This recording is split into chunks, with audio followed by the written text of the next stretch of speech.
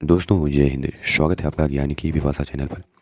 अगर आपने अभी तक चैनल को सब्सक्राइब नहीं किया तो चैनल को कर लें सब्सक्राइब और बेल आइकन को प्रेस कर लें ताकि चैनल से संबंधित सभी प्रकार के अपडेट्स आपको मिलती रहे। दोस्तों आज के इस वीडियो में हम जानेंगे कि क्या है नो डिटेंशन पॉलिसी। तो आइए वीडियो को शुरू करते हैं। दोस्तों 2009 में राइट टू एजुकेशन एक्ट लाया गया था, यानी शिक्षा का अधिकार अधिनियम 2009। इस अधिनियम से ही संबंधित है नो डिटेंशन पॉलिसी।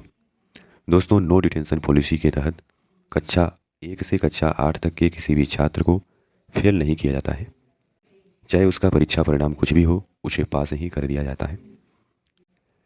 इस पॉलिसी का मुख्य उद्देश्य यह है कि छात्रों की सफलता का मूल्यांकन केवल उनके द्वारा परीक्षा में प्राप्त अंकों के आधार पर न किया जाए, बल्कि इसमें उनके सर्वांगीण विकास को भी ध्यान में रखा जाता है। दोस्तों निःशुल्क और अनिवार्य बाल शिक्षा अधिकार अधिनियम 2009 के अंतर्गत 6 से 14 वर्ष के बीच के सभी बच्चों को अपने आसपास के स्कूल में प्राथमिक शिक्षा प्राप्त करने का अधिकार दिया गया। राइट टू एजुकेशन एक्ट के अन्य प्रावधानों में प्राथमिक शिक्षा समाप्त होने तक किसी भी बच्चे को किसी कक्षा में न रुकने का प्रावधान किया गया था। अगली कक्षा में इस ऑटोमेटिक प्रमोशन से यह माना जाता था कि पहले की कक्षा में बच्चे को न रोकने के परिणामस्वरूप वह स्कूल नहीं छोड़ते हैं। गौरतलब है कि आरटीआई एक्ट के लागू होने से पहले राज्यों को नो डिटेंशन पॉलिसी के संबंध में राहत मिली हुई थी। दोस्तों इस नो डिटेंशन पॉलिसी के पक्ष में क्या तर्क दिए जाते हैं। बच्चों को उसी कक्षा में रोकने के परिणाम स्वरूप बच्चे स्कूल छोड़ देते हैं, क्योंकि जब किसी बच्चे को उसकी उम्र से कम उम्र के बच्चों के समूह में बैठना पड़ता है तो वो परेशान होता है। मानव संसाधन विकास मंत्रालय के मुताबिक 2014-15 में प्राथमिक शिक्षा के स्तर पर बच्चों के स्कूल छोड़ने की दर 4% थी और बच्चों को परीक्षा के आधार पर फेल करने से स्कूलों में छोड़ने की दर में वृद्धि हुई। विशेषज्ञों के अनुसार परीक्षा में फेल होने के बाद कक्षा दोहराने पर यह माना जाता है कि सारी गलती बच्चे की है और शिक्षण परिणामों को प्रभावित करने वाले अन्य कारकों को नकार दिया जाता था। बच्चे गुणवत्ता युक्त शिक्षा से वंचित रहते हैं तो इसके कई परिणाम हो सकते हैं, जैसे पेशेवर योग्य शिक्षकों की कमी, शिक्षकों का अनुपस्थित होना, सीमित आधारभूत ढांचा होना, शिक्षा और आकलन की सतत और व्यापक मूल्यांकन प्रणाली को पूरी तरह से लागू न करना तमाम कारण हैं। लड़कियों के लिए यह बदलाव और भी गंभीर साबित हो सकता है, इसलिए नो डिटेंशन पॉलिसी के तहत उनको और राहत दिया गया।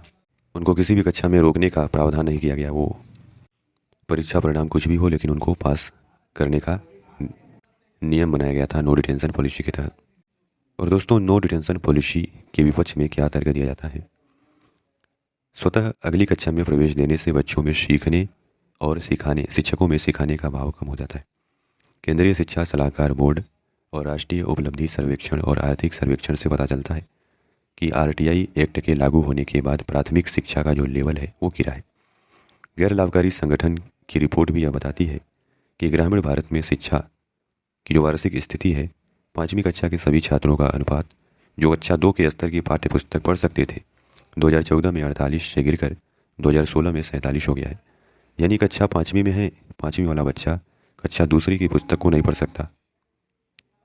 तो ये किसका परिणाम है? हो सकता है कि नो डिटेंशन पॉलिसी का ही परिणाम हो। तो 2009 में नो डिटेंशन पॉलिसी लागू होने के बाद यह देखा जाने लगा कि प्राथमिक शिक्षा का जो लेवल है वो गिरने लगा। इसी को देखते हुए कई राज्यों के द्वारा यह मांग किया गया था कि इस नो डिटेंशन पॉलिसी को समाप्त किया जाए। इसीलिए केंद्र सरकार ने 2017 में शिक्षा के अधिकार अधिनियम में संशोधन करने का प्रावधान किया। संशोधन करने के लिए संसद में बिल लाया गया और अंततः यह जनवरी 2019 में जाकर के लागू हुआ। इस अधिनियम के द्वारा यानी इस संशोधन अधिनियम के द्वारा राज्यों को यह छूट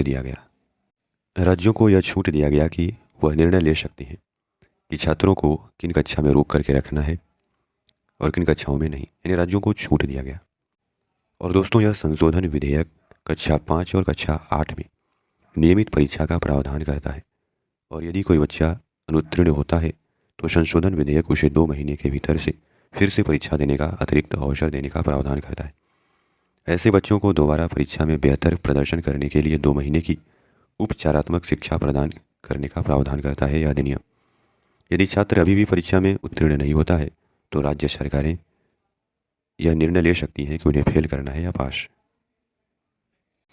तो दोस्तों इस प्रकार जो 2019 का संशोधन विधेयक था, उसके तहत यह राज्य सरकारों को छूट दी गई कि वो नो डिटेंशन पॉलिसी को जारी रखना चाहती हैं या नहीं। तो दोस्तों, आशा करते हैं कि आपको इस